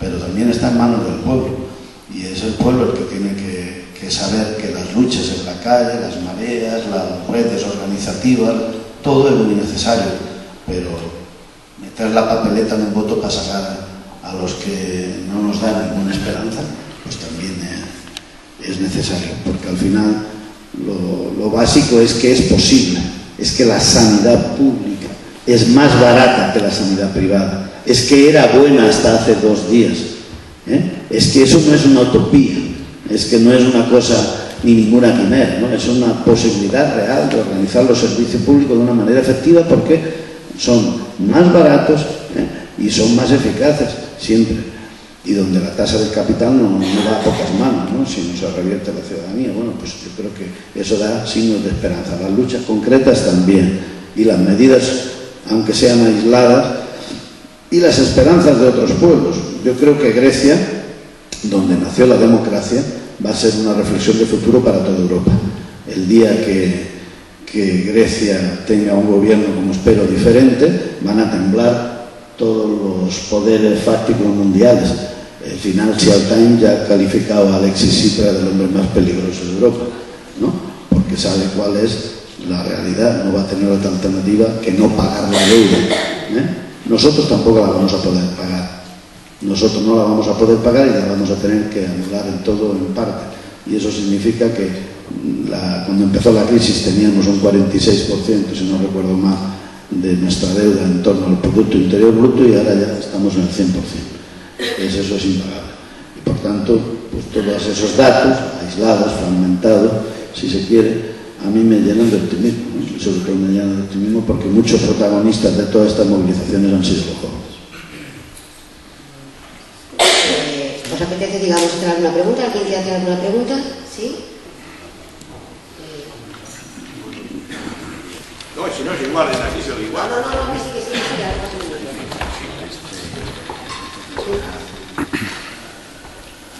Bueno, vamos a ver. ¿Se siente? ¿Sí? ¿O no? Sí. Bueno, aquí se está hablando. El Luque ha dicho una cosa muy positiva. Cuando un político español llegó a decir hace 12 o 14 años referente sobre lo de Maastricht, le trataron de loco, que hay que meterlo en la cárcel, que no sabe dónde va, que es la destrucción de España. Bueno, pues a este hombre hoy se le reconoce que tenía toda la razón. Yo no voy a decir el político que es, porque vosotros, la gran mayoría, lo sabéis. Esa es una. Segundo, aquí se ha dicho que hay que organizarse. Totalmente de acuerdo. Totalmente de acuerdo. Porque si no se organiza, hay que hacer muchísima pedagogía. Eso es así. Y si no se hace pedagogía, los partidos que desaparecen.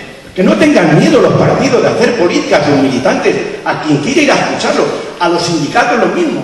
No tengan miedo. Claro, si hay gente que no está muy de acuerdo, pues dirán, este no nos interesa. Hay que echarlo porque no nos interesa. Pero mirad, aquí se ha dicho ahora mismo que hay que organizarse y tiene que ser organizarse, porque no hay más remedio. El 22 de marzo ya sabéis lo que pasó. Bueno, pues yo ya os digo que os metáis dentro de poco. El 27 de junio, creo que es, o el 28 de junio, se vuelve a reunir a nivel estatal la coordinadora de mareas. Mareas. ¿Dónde? Lo voy a decir. En Mérida. En Mérida. ¿Qué va a salir de allí? Ya hablaremos. Ya hablaremos. No sabemos si va a ser para el otoño, para el invierno o para dónde va a ser, pero va a salir. Esto es lo que le quería decir. Pero en el sofá no adelantamos tanto, ¿eh? Si estamos viendo a Belén Esteban, adelantaremos bastante menos. Nada.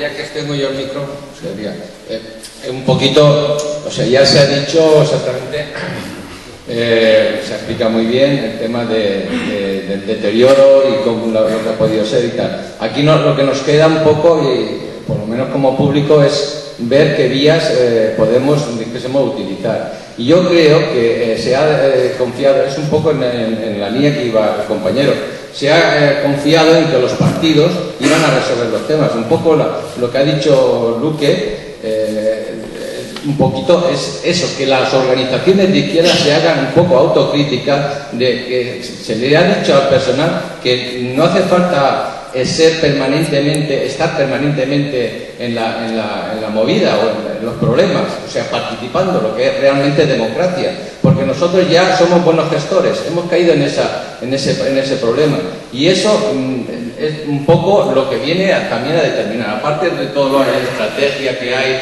de la competitividad mundial, de la caída del muro, etcétera, pero lo fundamental siempre es la falta de participación. Yo, como no he dejado nunca de participar, he vivido todo ese problema, he pasado ese desierto de la falta, y eso es lo que nos ha llevado a esta situación, a estos ataques que ya impunemente hace el capital sobre nuestros intereses públicos.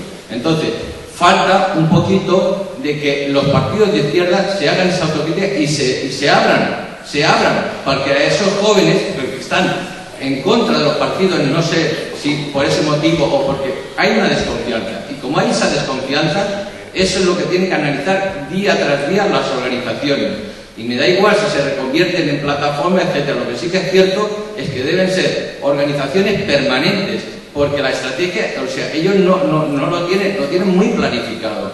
No puede ser una marea solamente. Las mareas valen, sirven, pero necesitamos organización. Y otra cosa importante, reflejar el 22M Madrid, yo creo que ha sido la esperanza más grande que se puede dar. Y mirar a ver quién lo ha organizado. No han organizado cuatro organizaciones pequeñitas y casi sin posibilidades públicas. Y yo creo que eso demuestra que la gente quiere hacer algo, y hacer algo grande y permanente. El 22M en Madrid fue una cosa muy importante que precisamente los medios de comunicación no dieron publicidad. Y a partir de ahí, si nosotros recogemos ese esfuerzo, o sea, esa ilusión de la gente y empiezan a confiar en las organizaciones, yo creo que se puede hacer algo más positivo. Los jóvenes, principalmente, porque los mayores, pues bueno, ya estamos un poco... Pero si los jóvenes empiezan a confiar en unas organizaciones, ya sean nuevas o las existentes, reconvertibles o lo que sea, pero tiene que haber otra vez lo que existía hace 30 años, que era la confianza en el compañero, el saber que si te la estás jugando, te la estás jugando por alguien en el que puedes confiar. La pregunta allá te señor.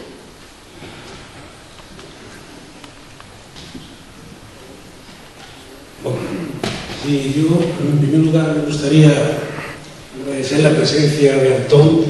Yo cualquier tertulia donde Antón no está, para mí no va, o sea, lo tengo claro. Y después tengo muy claro también que como gallego, lo de la escalera contigo no va. A ti te se ve perfectamente cuando vas bajando y cuando vas subiendo. Por lo tanto, mi satisfacción por verte hoy aquí y escuchándote. Pero a mí una cosa que me preocupa mucho y que la veo cada día, y es esa disgregación de la izquierda, y no hay acuerdos, parece que sean imposibles. No hay forma de que eso llegue a cuajar. Entonces, mi pregunta es, ¿cómo ves todas esas nuevas alternativas que ahora precisamente se presentan a las elecciones europeas? ¿Crees que hay posibilidades de que esas alternativas, me parece que son 3 o 4 de izquierda nuevas, Podemos, alternativa no sé qué, hay varias cosas? ¿Crees que eso puede cuajar en que por lo menos tengamos voces allí que no sigan el rezo que les están marcando a los demás? Gracias. Sí, bueno, a ver, sobre lo de la escalera. Nosotros sí que sabemos y subimos y bajamos. Otra cosa es que veamos el interés de que los demás lo sepan. Eso es una decisión estratégica. Vamos a ver, yo soy de los que creen que si hubiera algo mejor para participar en política que los partidos políticos, Dios ya lo habría. Entonces yo creo que los partidos políticos, el problema no es tenemos que inventar algo diferente a los partidos políticos, no, tenemos que hacer que los partidos políticos funcionen. Porque los partidos políticos cuando funcionan son la mejor institución para articular las demandas políticas y para que esas demandas políticas lleguen al sistema, lleguen a las instituciones y se acaben convertidas en políticas. Entonces yo creo que primero, yo sí creo que vamos a tener un buen resultado en estas elecciones europeas. Y segundo, yo creo que el que se consoliden o no va a depender tanto de lo que hagan ellos, sino de que los partidos que ya están consolidados en la izquierda, especialmente uno que ocupa más espacio, reaccione. En la medida en que reaccione y se dé cuenta de que mucha gente ya no ve, o en los partidos, digamos, convencionales o tradicionales o que llevan más tiempo respecto de la izquierda, y si el resultado de las europeas es el que yo creo que va a ser bastante plural, ¿no? Los partidos tradicionales en la izquierda pueden reaccionar de dos maneras. Una, encerrarse en sí mismos e intentar aniquilar la competencia, o darse cuenta de que está pasando algo, ¿no? Y tenemos que cambiar, porque si no la gente nos va a hacer cambiar, es decir, la gente nos va a cambiar. Entonces yo creo que va a depender más de eso, ¿no? De que el resultado que se pueda producir en las europeas produzca o no determinada reacción en los partidos que ya están consolidados y que ya ocupan un determinado espacio, porque la política sobre todo es una cuestión de ocupación de espacios, muchas veces, ¿no? Cuando emerge una nueva alternativa hay que hacer frente a dos costes. Uno, organizarla, que es muy costoso, porque un partido no se organiza de un día para otro. Y dos, arrebatar o quitar espacio a organizaciones que ya llevan allí mucho tiempo y que tienen ese espacio muy, entre comillas, colonizado, ¿no? Entonces yo creo que va a depender más, insisto, de la reacción de los partidos, que van a ver cómo pierden espacio y pierden terreno, que de la propia capacidad de esas organizaciones. Pero a mí me parece que eso es bueno, y me parece que nos va a venir muy bien, y le va a venir muy bien a la izquierda. Porque me da la sensación de que en este momento, especialmente el partido, digamos, que más espacio ocupa, ¿no? El Partido Socialista entra en una dinámica en que o alguien le obliga a cambiar o por sus propias dinámicas propias no va a poder cambiar. Y si me gustaría, yo creo mucho en la movilización, creo mucho en el 22 años, me parece todo muy bien, a mí me encanta que la gente proteste, me encanta que salga a la calle, no tengo ningún miedo, pero yo creo que eso tiene que ir complementado de otra serie de cosas que no son tan vistosas, pero que son igual o más efectivas, ¿no? Pues tiene que venir acompañado de decir, ¿qué podemos hacer? Claro, está la magnitud de los problemas a los que nos enfrentamos, que es fácil entregarse a la melancolía. No puedo hacer nada, ¿no? ¿Qué voy a hacer? ¿Cómo paro esto? ¿No? Bueno, parar, evidentemente no solo no puede parar, pero sí hay muchas cosas que, como dice el anuncio de Apple, el nuevo, ¿no? Somos mucho más poderosos de lo que realmente creemos. Entonces, la sanidad pública, para desmantelar la sanidad pública, tiene que pasar una cosa que depende directamente de nosotros, que es que los que podemos nos pasemos a la privada. Si los que podemos no nos pasamos a la privada, la sanidad pública no se desmantela. Y para eso no hace falta movilizarse, ni ir a la calle, ni que no necesitas ser primera página en el país, dice Antón Losada se mantiene fiel a la sanidad pública. No, es una decisión individual, pequeña. ¿Qué podemos hacer? Para desmontar la educación pública se desmantela si todos los que podemos, por nuestra posición, por nuestros ingresos, ¿verdad?, empezamos a llevar a nuestros hijos a la privada. Si los seguimos llevando a la pública, no se desmantelará. Y la seguridad social se desmantela si los que podemos empezamos a decir que nos quiten, que nos rebajen las cotizaciones porque queremos ese dinero para ponerlo en un plan de pensiones nuevo. Entonces hay muchas cosas, muchas más de las que pensamos que podemos hacer. Sino que me parece bien que emerjan nuevas formaciones políticas. Lo que creo que está obsoleto y que es malo para el país es el bipartidismo, que lo tuvo perfectamente el régimen, que lo preñó en la transición política, perfectamente diseñado para que los intereses sociales a los que responde el bipartidismo se mantengan. Pero que emerjan nuevas formaciones políticas, incluso que compitan con la mía, a mí eso no me asusta. Yo creo que eso va a ser positivo si finalmente hay un resultado positivo para esas formaciones políticas. Y choca que yo lo diga, ¿no? Y en periodo electoral. Lo que debemos arrinconar del todo es el bipartidismo. Tiene que recibir un golpe, un correctivo fuerte en estas europeas y el día de mañana, porque están sustentando los pilares básicos de todo lo que hemos analizado. Y eso sí que es contrastable, eso sí que es datos indiscutibles. Ahora, las formaciones políticas, la otra parte de la dialéctica tiene que cambiar mucho. Son formaciones políticas del siglo XX, no sirven para el siglo XXI, y tienen una historia concreta en nuestro país. Nacieron en principio como organizaciones entusiastas, de idealismo, ideologizadas, si se quiere, ¿no? En los años de la transición pasaron a ser maquinarias electorales para decirlo a los ciudadanos: depositad en mí vuestra confianza, que ya gestionaré yo de una manera adecuada vuestros intereses. Acabaron siendo reductos de poder y en muchos casos de corrupción, y yo creo que tiene que ser otra cosa en el futuro. Para resolver los problemas de la sociedad tienen que volver a la sociedad y convertirse las formaciones políticas en nudos reales de alternativa, de sociedad alternativa, donde se vaya un partido político para construir, por ejemplo, un periódico digital militante, donde puede llegar militante en el mejor sentido de la palabra, no me refiero para hacer aquellos tochos que nadie leía ni nosotros con voluntarismo, ¿no? Me refiero para competir en la red, con el pensamiento único, o para llegar y hacer sociedad civil, o como estamos haciendo, redes de solidaridad para sostener al vecino que no puede llegar no ya a fin de mes, sino a la segunda semana, para crear sindicatos potentes de estudiantes que combatan contra el huerto, ¿no? Pero verdaderos, reales, ¿no? Y entonces sí que tenemos que cambiar mucho. Entonces es probable que algún ciudadano vea en alguna de las formaciones políticas algo de eso. Bueno, yo que conozco un poco el terreno ese, el percal, pues diría que en ese sentido no son muy novedosos, ¿no? Unos son más calvos, otros llevan coleta, ¿no?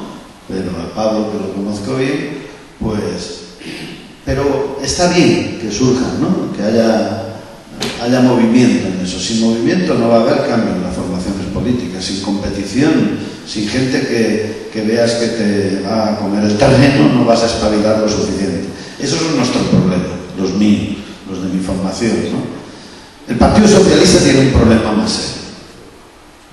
El Partido Socialista y la socialdemocracia europea tienen un problema más serio. Es si realmente quiere construir una sociedad económica y social alternativa o no, como fue de origen. Esto tampoco es una descalificación, es sencillamente un rigor de análisis del final del siglo XX y del principio del siglo XXI. Por ejemplo, no han entendido la envergadura de la crisis. Piensan que todavía pueden volver a Keynes y a la sociedad. No, eso se acabó. Eso sí que se acabó como solución al choque que el neoliberalismo ha confrontado. Por tanto, concluyo que las formaciones políticas cada una tiene tareas diferentes, ¿no? La nuestra es esa. Nosotros creo que Izquierda Unida globalmente hemos entendido el carácter de la crisis, ¿no? Y la envergadura de la crisis. Por aquello a lo mejor nos quedaba todavía algo de Marx en los genes, pero en cambio nos queda mucho por hacer en la transformación organizativa para abrirnos, ser más permeables a lo que se mueve fuera.